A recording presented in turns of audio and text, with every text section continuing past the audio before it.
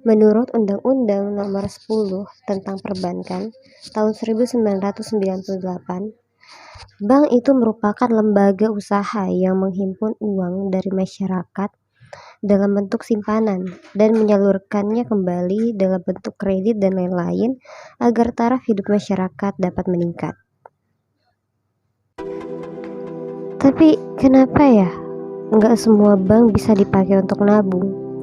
Kok bisa sih ada bank untuk transaksi ke luar negeri dan ada juga yang enggak?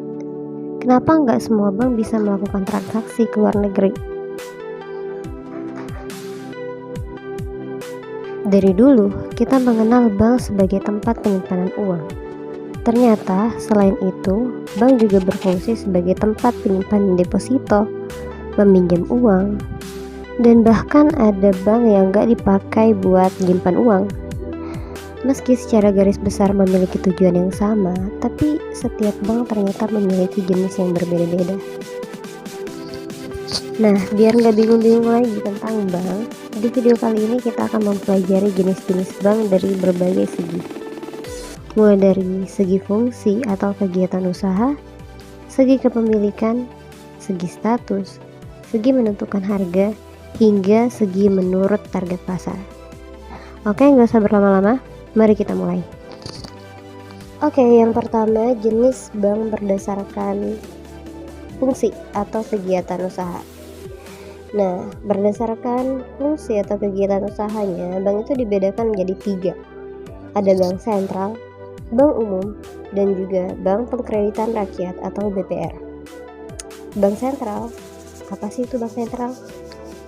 Bank sentral merupakan lembaga independen yang berfungsi untuk menjaga stabilitas ekonomi negara melalui kebijakan moneter.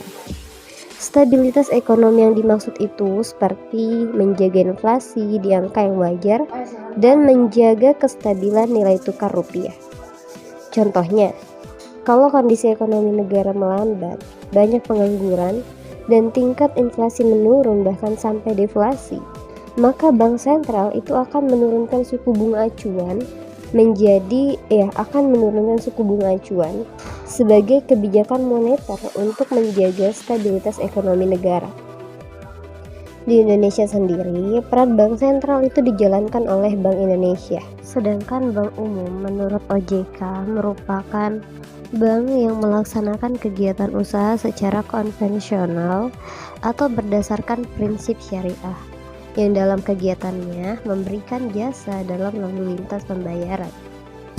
Lalu, Bank Pengkreditan Rakyat atau BPR merupakan bank yang melaksanakan kegiatan usahanya secara konvensional juga atau berdasarkan prinsip syariah, yang dalam kegiatannya itu tidak memberikan jasa dalam lalu lintas pembayaran. Selanjutnya, jika ditinjau dari kepemilikan bank itu terbagi menjadi bank milik pemerintah, bank swasta nasional, bank koperasi, bank swasta atau pemerintah asing, serta bank campuran. Nah, bank pemerintah itu merupakan bank yang akta pendirian dan modalnya itu dimiliki oleh pemerintah. Contohnya seperti Bank BNI, BRI maupun Mandiri. Bank swasta nasional itu merupakan bank yang akta pendirian dan modalnya seluruh dan sebagian modalnya itu dimiliki oleh pihak swasta nasional. Contohnya Bank Danamon serta Bank Muamalat.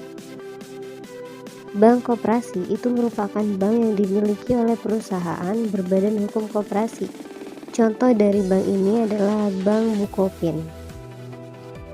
Bank swasta atau pemerintah asing ini merupakan bank yang modalnya dimiliki oleh swasta atau pemerintah asing.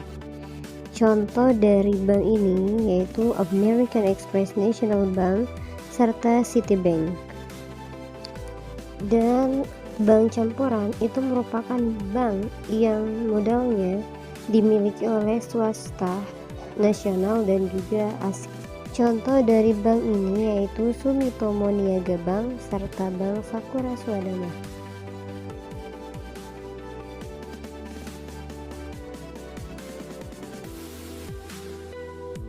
Berdasarkan statusnya, bank dibedakan menjadi dua, yaitu bank devisa dan juga bank non-devisa.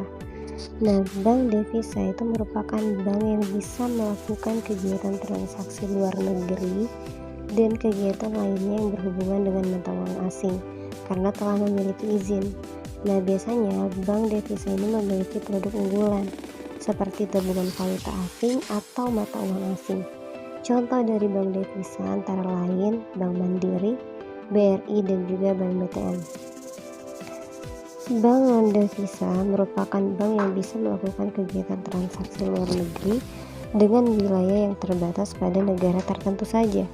Nah, contoh dari bank non-devisa ini adalah Bank Yuda Bakti dan Bank Harda Internasional.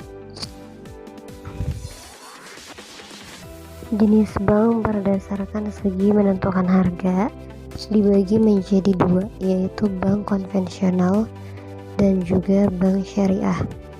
Bank konvensional itu merupakan bank yang dalam sistem operasinya menggunakan metode bunga dalam penentuan harga.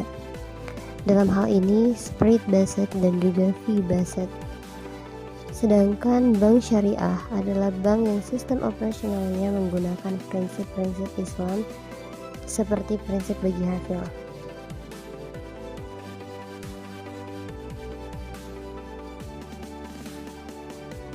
Selanjutnya, jenis bank dilihat dari segi menentukan target pasar. Dilihat dari segi target pasar dalam bentuk fokus pelayanan dan transaksinya terhadap penabung, maka jenisnya dapat digolongkan menjadi tiga, yakni retail bank, corporate bank, dan juga retail corporate bank. Retail bank merupakan bank yang memfokuskan layanan dan transaksinya kepada penabung-penabung individual. Corporate bank merupakan bank yang memfokuskan layanan dan transaksinya kepada penabung-penabung yang berskala besar seperti perusahaan. Selanjutnya, retail corporate bank merupakan bank yang tidak memfokuskan layanan dan transaksinya kepada kedua jenis penabung tersebut. Bank jenis ini memandang bahwa potensi pasar baik retail maupun perusahaan harus dimanfaatkan untuk mengoptimalkan keuntungan. Baik, sekian dari saya, kurang dan lebihnya mohon dimaafkan. Assalamualaikum warahmatullahi wabarakatuh.